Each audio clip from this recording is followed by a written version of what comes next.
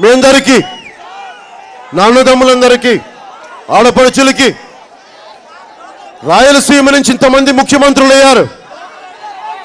నేను మనస్ఫూర్తిగా మిమ్మల్ని అడుగుతున్నాను, నన్ను ముఖ్యమంత్రిని చేయండి.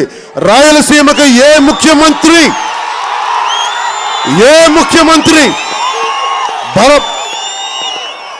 ఎవరు చేయనంత విధంగా నేను మీకు చేసి పెడతాను. నేను మీకు అండగా ఉంటాను. రాయలసీమ కూడుతున్నవాడిని, రాయలసీమ వల్ల జీవితాన్ని పొందినవాడిని, రాయలసీమ గ్రామంలో ఇంటి పేరు గలవాడిని. నేను మీకు అండగా నిలబడతాను. ఇది ఎప్పుడు మీరు నాకు అండగా ఉంటారు అన్నది మీ నిర్ణయం. నేను మటుకు ముగ్గురున్నారు ఇక్కడ, తెలుగుదేశం నాయకులు, ముఖ్యమంత్రి గారు, నన్ను ఇంకోసారి ముఖ్యమంత్రిని చేయండి, మా అబ్బాయిని తర్వాత ముఖ్యమంత్రిని చేయండి, 30 సంవత్సరాలు మా కుటుంబం పాలిస్తుందని చెప్తున్నారు. జగన్మోహన్ రెడ్డి గారు 30 సంవత్సరాలు మీ ఇళ్లలో నా ఫోటోలు పెట్టుకోవాలని చెప్తున్నారు. కానీ నేను చెప్తున్నాను, జనసేనలో నేను 30 సంవత్సరాలు నేను మీరు బాగుండాలి, నేను మీ భవిష్యత్తు బాగుండాలని అనుకుంటున్నాను.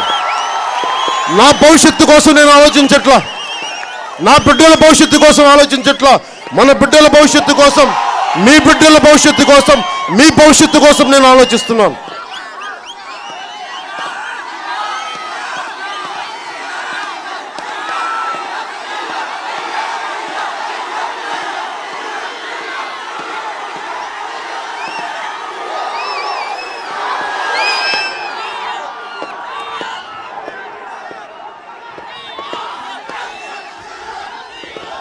నాకు అర్థం కాంది,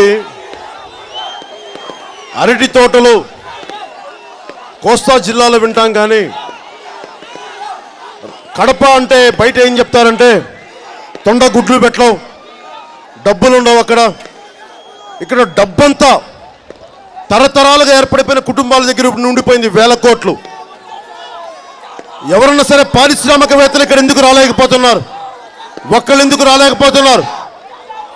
నేను ఎందుకంటే ప్రతి కుటుంబం చేతిలో, కొన్ని కుటుంబాల చేతిలో రాయలసీమ ఇరుక్కుపోయింది. మీ ఒక్కరి సమస్య కాదు, మేము మాట్లాడతాను, మీరు అరిస్తే కుదరదు. వినండి, నాకు తెలీదా? మీ ఆవేదన కోసం వచ్చాం, మీ కష్టాల కోసం వచ్చాం, మీ సమస్యల కోసం వచ్చాను, కడుపు మండి వచ్చాను. మీ ఉద్యాన విద్యార్థుల భవిష్యత్తును మాట్లాడడానికి వచ్చాను. వినండి నా మాట.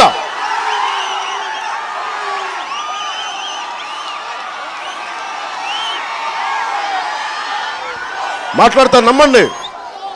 అరే 200 ఉద్యోగాలు ఉన్న అవసరాలను కూడా నేను మాట్లాడుతున్నాను, నమ్మండి నన్ను. నేను మీకు అండగా నిలబడతాను, ఉద్యాన విద్యార్థుల భవిష్యత్తును కాపాడుతాను, నమ్మండి. ఎర్రచందనం గురించి మాట్లాడతాం, ఎర్రచందనం దొంగల గురించి మాట్లాడతాం. శేషాచలం అడవుల్ని ఎర్రచందనం అడవుల్ని దోపిడీ చేస్తున్న దొంగల్ని ఒళ్ళు తెగే వరకు కొడతాం. అరే వెంకటేశ్వర స్వామి ఆస్తి, 7 కొండల వాడి ఆస్తి, అది ఎర్రచందనం. 7 కొండల వాడి ఆస్తిని దోచిన వాడు ఎవడు? రాయలసీమని దోచిన వాడు ఎవడు? 7 కొండల వాడిని దోచిన వాడెవడు? బాగుపడ్డ దాఖలాలు లేవు.